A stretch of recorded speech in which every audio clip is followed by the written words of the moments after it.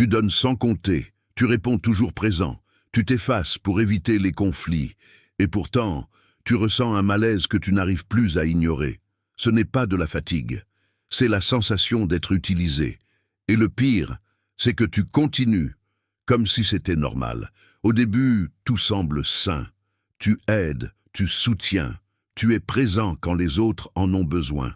On te remercie, on te valorise, on te voit comme quelqu'un de fiable. Et ça te plaît. Tu as l'impression d'être utile, d'avoir une place, d'être apprécié. Mais progressivement, quelque chose change. Ce n'est pas brutal, ce n'est pas visible immédiatement. C'est subtil, lent, presque invisible. Les demandes deviennent plus fréquentes, les attentes plus élevées. Et sans t'en rendre compte, tu passes d'une personne généreuse à une personne constamment sollicitée. Tu ne dis rien, tu acceptes. Parce que refuser te semble inconfortable. Tu préfères éviter le malaise, éviter de décevoir, éviter de créer une distance. Alors tu continues, encore et encore. Et c'est là que le piège commence réellement à se refermer. Parce que chaque fois que tu dis oui alors que tu voulais dire non, tu t'éloignes un peu plus de toi-même. Tu t'adaptes aux besoins des autres, mais tu abandonnes les tiens en chemin. Et personne ne le remarque, parce que tu le fais en silence. Avec le temps, ce comportement devient ta norme. Les gens s'habituent à ta disponibilité. Ils s'habituent à ton absence de limite. Et ce qui était au départ un choix devient une attente. On ne te demande plus vraiment, on suppose. On ne te remercie plus comme avant, parce que pour eux, c'est devenu normal. Tu es devenu fiable, mais aussi prévisible. Et dans cette prévisibilité, ta valeur commence à diminuer. Parce que ce qui est toujours accessible finit par ne plus être perçu comme précieux. Et plus le temps passe, plus ce déséquilibre devient difficile à ignorer. Tu commences à ressentir une fatigue différente, pas seulement physique, une fatigue mentale, émotionnelle. Celle qui vient quand tu donnes sans retour réel. Tu écoutes, tu aides, tu réponds, tu fais des efforts. Mais quand tu t'arrêtes un instant, tu réalises que peu de gens font la même chose pour toi. Et ce constat te dérange. Pas parce que tu attends quelque chose en échange comme une transaction, mais parce que tu comprends que la relation n'est pas équilibrée. Tu repenses au moment où tu aurais eu besoin de soutien, aux fois où tu aurais aimé qu'on te tende la main sans que tu aies à demander. Mais souvent, il n'y avait personne, ou alors les réponses étaient superficielles, rapides, presque mécaniques, rien à voir avec l'énergie que toi tu investis. Et pourtant, tu continues. Parce qu'une partie de toi croit encore que si tu donnes assez, si tu es assez présent, assez compréhensif, alors les choses finiront par s'équilibrer. Mais ce moment n'arrive presque jamais. Parce que les gens ne changent pas un système qui leur bénéficie. Si tu es toujours là, toujours disponible, toujours prêt à aider, pourquoi ferait-il plus d'efforts? Sans le vouloir, tu as créé un environnement où ton énergie est accessible sans condition. Et dans cet environnement, ta gentillesse n'est plus perçue comme un choix, mais comme une garantie. C'est là que la réalité devient difficile à accepter. Ce n'est pas seulement ce que les autres font, c'est ce que tu autorises. Chaque absence de limite renforce ce schéma, chaque silence valide le comportement. Et petit à petit, tu te retrouves enfermé dans un rôle que tu n'as jamais consciemment choisi, celui de toujours donner, sans jamais vraiment recevoir. Et un jour, quelque chose casse, pas forcément de manière visible. Il n'y a pas toujours une dispute ni un événement dramatique. Parfois, c'est juste une prise de conscience, un moment de lucidité où tu te vois clairement dans ce rôle que tu as laissé s'installer. Tu réalises que tu es fatigué de donner autant, fatigué d'être celui qui comprend toujours, qui s'adapte toujours, qui pardonne toujours. Et cette fatigue ne disparaît plus comme avant. Elle s'installe. Tu commences à ressentir une forme de frustration que tu n'osais pas admettre, pas contre les autres uniquement, mais aussi contre toi-même. Parce qu'au fond, tu sais que tu as participé à créer cette situation. Tu as accepté trop de choses. Tu as laissé passer trop de comportements. Tu as ignoré trop de signaux, et ce n'est pas facile à reconnaître. parce que ça veut dire que le problème ne vient pas seulement de l'extérieur. Mais cette prise de conscience, aussi inconfortable soit-elle, est essentielle. C'est le point de bascule, le moment où tu peux enfin arrêter de subir et commencer à comprendre.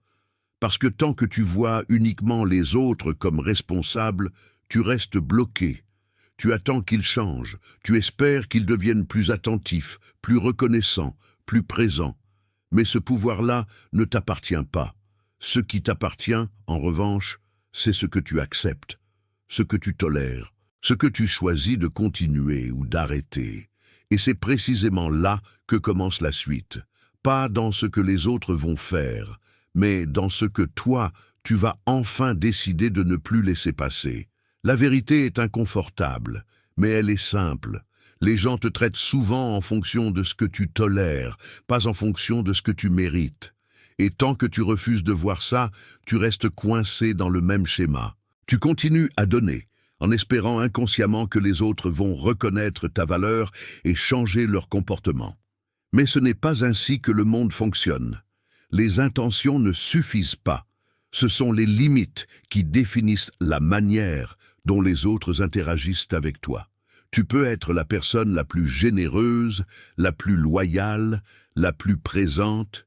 Si tu n'as pas de limites claires, ces qualités peuvent être utilisées contre toi. Non pas forcément par malveillance, mais par facilité, parce que les gens suivent les chemins les plus simples. Et si avec toi tout est facile, accessible, sans résistance, alors ils prendront, encore et encore, sans forcément se rendre compte de l'impact sur toi. Ce qui rend cette vérité difficile à accepter, c'est qu'elle te place face à ta propre responsabilité. Pas une responsabilité culpabilisante, mais une responsabilité réelle. Tu ne contrôles pas les intentions des autres, mais tu contrôles l'accès qu'ils ont à ton temps, à ton énergie, à ton attention. Et jusqu'ici, cet accès était presque illimité. Tu as peut-être appris que dire oui fait de toi quelqu'un de bien, que se sacrifier est une preuve d'amour, que penser aux autres avant soi est une vertu. Et dans certains contextes, c'est vrai. Mais quand cela devient systématique, quand cela te vide au lieu de te nourrir, ce n'est plus de la bonté. C'est une perte de respect envers toi-même. Et sans respect pour toi-même, il devient presque impossible que les autres te respectent réellement. Ce que tu confonds depuis longtemps, c'est la gentillesse avec l'absence de limites. Tu crois que pour être quelqu'un de bon, tu dois toujours être disponible, toujours compréhensif, toujours prêt à t'adapter. Mais en réalité, une personne solide n'est pas celle qui dit oui à tout. C'est celle qui sait exactement quand dire non, sans se justifier excessivement, sans culpabiliser. Parce que dire non ne détruit pas les relations saines. Ça les révèle. Les personnes qui te respectent vraiment vont comprendre, même si elles sont déçues sur le moment. Elles ne vont pas disparaître parce que tu as posé une limite. En revanche, celles qui profitaient de ton absence de limite vont réagir, peut-être avec de la frustration, du reproche, du silence. Et c'est précisément là que tu vois la vérité. Ce n'est pas ton changement qui crée le problème, c'est ton changement qui expose ce qui était déjà déséquilibré. Mais tu hésites encore, parce que poser des limites te donne l'impression de devenir dur, froid, égoïste. Tu te demandes si tu ne vas pas perdre des gens, si tu ne vas pas casser des liens importants. Et cette peur te bloque, elle te pousse à rester dans un rôle confortable pour les autres, mais épuisant pour toi. Tu choisis la paix extérieure au détriment de ton équilibre intérieur. Pourtant, il y a une réalité que tu ne peux plus ignorer. Chaque fois que tu te trahis pour préserver une relation, tu affaiblis cette relation. Parce qu'elle n'est plus basée sur qui tu es vraiment, mais sur ce que tu acceptes de supporter. Et à long terme, ça crée de la frustration, du ressentiment et une distance silencieuse. Pas parce que tu ne donnes pas assez, mais parce que tu donnes trop, sans cadre, sans filtre, sans respect pour toi-même. Il y a un instant précis où tout peut basculer. Pas quand les autres changent, pas quand une situation devient insupportable, mais quand toi, tu décides intérieurement que certaines choses ne passeront plus. Ce moment n'est pas spectaculaire. Il est silencieux, presque discret. C'est une décision que personne ne voit, mais qui transforme tout. Tu comprends enfin que continuer comme avant n'est plus une option. Pas parce que tu es en colère, mais parce que tu es lucide. À partir de là, quelque chose change dans ton comportement. Tu commences à observer au lieu de réagir automatiquement. Tu prends une seconde de plus avant de dire oui. Tu écoutes ton propre ressenti au lieu de l'ignorer. Et parfois, pour la première fois depuis longtemps, tu dis non. Pas de manière agressive, pas pour punir, juste pour te respecter. Et ce simple changement crée un effet immédiat. Les réactions autour de toi évoluent. Certaines personnes comprennent, s'adaptent, respectent cette nouvelle posture. D'autres, au contraire, montrent une forme de résistance. Elles testent, elles insistent, elles essayent de te faire culpabiliser.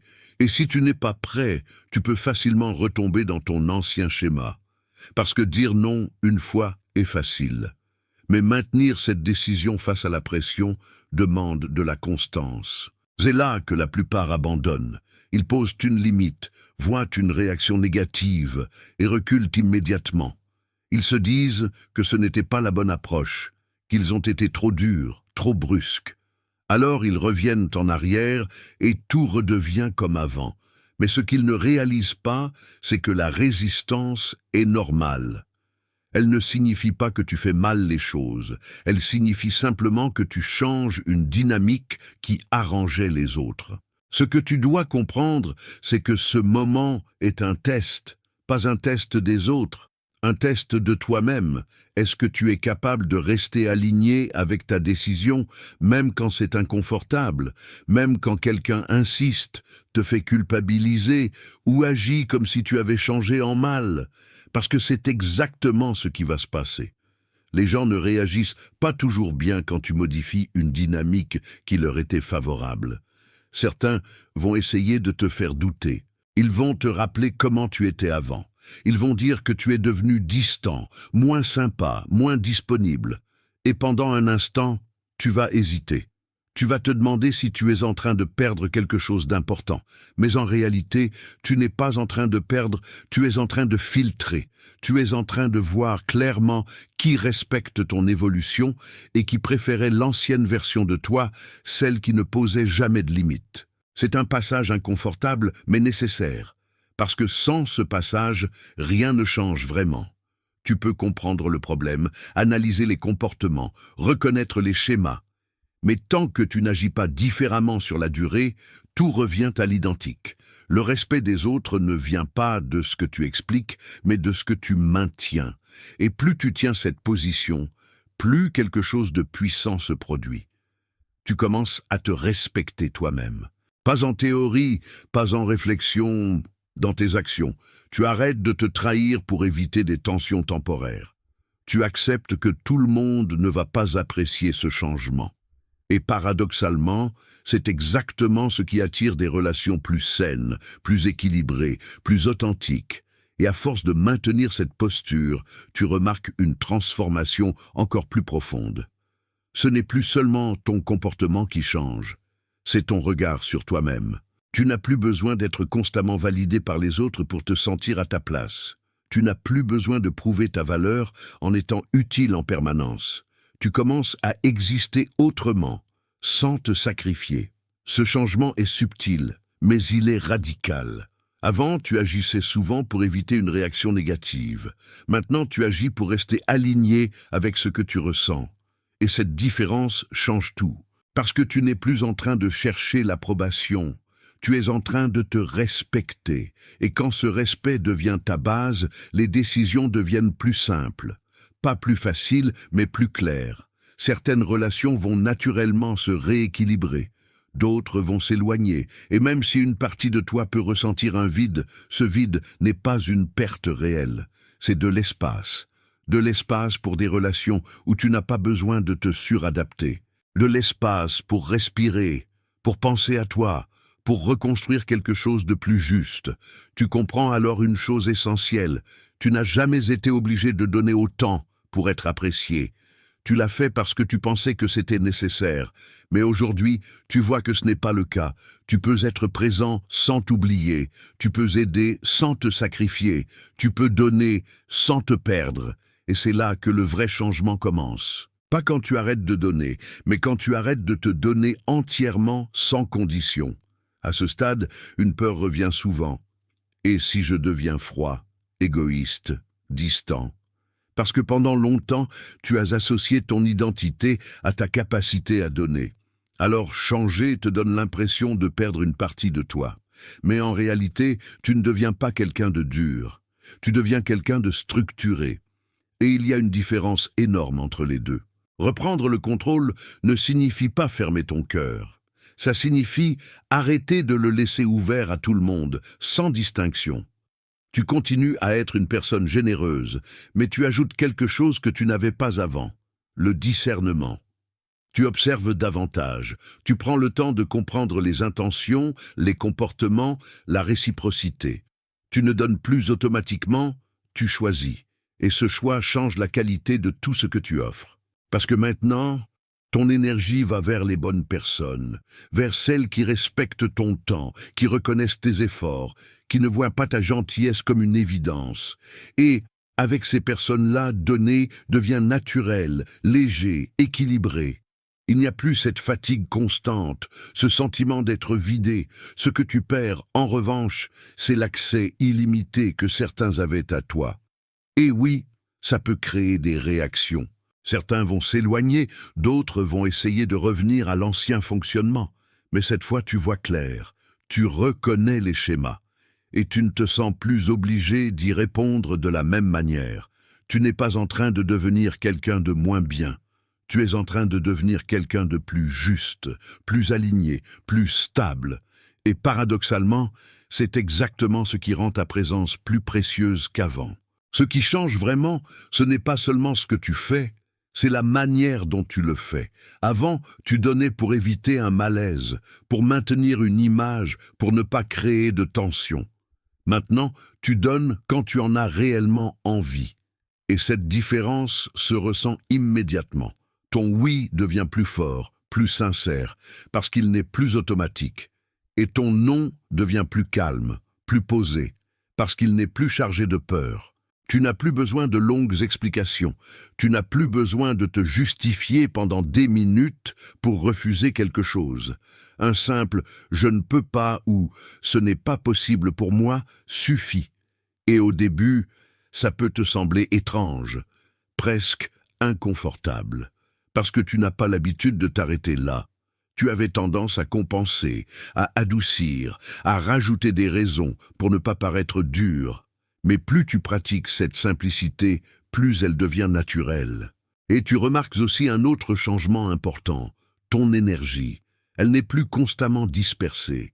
Tu n'es plus sollicité de tous les côtés, à toute heure, pour tout et n'importe quoi. Tu récupères du temps, de l'espace mental, une forme de calme que tu avais perdu.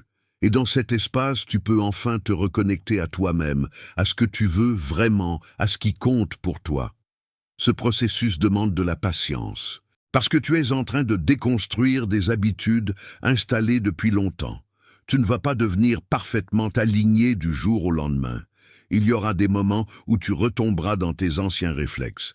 Mais la différence, c'est que maintenant tu en es conscient. Et cette conscience te permet de corriger, d'ajuster, de progresser. Tu n'as pas besoin d'être parfait. Tu as juste besoin d'être cohérent, encore et encore, jusqu'à ce que ce nouveau fonctionnement devienne ta norme. Et à mesure que cette cohérence s'installe, tu remarques quelque chose d'inattendu. Les bonnes personnes ne s'éloignent pas. Au contraire, elles se rapprochent, parce qu'elles voient une version de toi plus stable, plus claire, plus fiable. Pas dans le sens où tu es toujours disponible, mais dans le sens où tu es authentique. Elles savent à quoi s'attendre, et cette clarté crée du respect. Les échanges deviennent plus simples, plus directs. Tu n'as plus besoin de deviner, de surinterpréter, de te suradapter. Tu es présent quand tu choisis de l'être et absent quand tu en as besoin. Et ce fonctionnement, loin de casser les liens, les rend plus solides. parce qu'il ne repose plus sur un déséquilibre, mais sur un choix mutuel. Tu comprends aussi que certaines relations n'étaient maintenues que par ton effort constant. Sans cet effort, elles disparaissent. Et même si cela peut faire mal sur le moment, c'est une information précieuse. Cela te montre que ces liens n'étaient pas aussi équilibrés que tu le pensais. Et au lieu de lutter pour les maintenir, tu apprends à les laisser partir. Ce lâcher-prise n'est pas un abandon, c'est un ajustement. Tu arrêtes d'investir là où il n'y a pas de retour sain.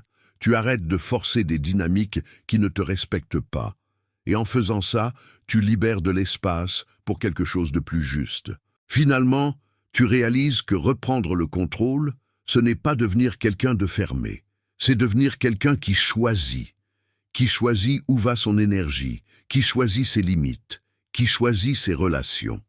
Et dans ce choix, tu retrouves une forme de liberté que tu n'avais jamais vraiment connue. Il y a une chose que peu de gens vont avouer clairement. Beaucoup préféraient l'ancienne version de toi, celle qui disait toujours oui, celle qui était disponible sans condition, celle qui ne posait pas de questions, qui ne mettait pas de limites, qui s'adaptait en silence, pas forcément par méchanceté, mais parce que cette version leur était confortable. Elle facilitait leur vie. Elle leur donnait accès à ton temps, à ton énergie, sans effort particulier. Et quand tu changes, ce confort disparaît. Alors certains vont essayer de te ramener en arrière, pas toujours de manière directe. Parfois avec de l'humour, parfois avec des remarques légères, parfois avec une pointe de culpabilisation. Tu as changé, tu es moins disponible, avant tu étais différent. Et ces phrases peuvent te toucher plus que tu ne l'imagines. Parce qu'elles viennent réveiller une ancienne peur, celle de ne plus être apprécié. Mais ce que tu dois comprendre, c'est que ces réactions ne sont pas une preuve que tu fais mal les choses. Elles sont la preuve que ton changement est réel.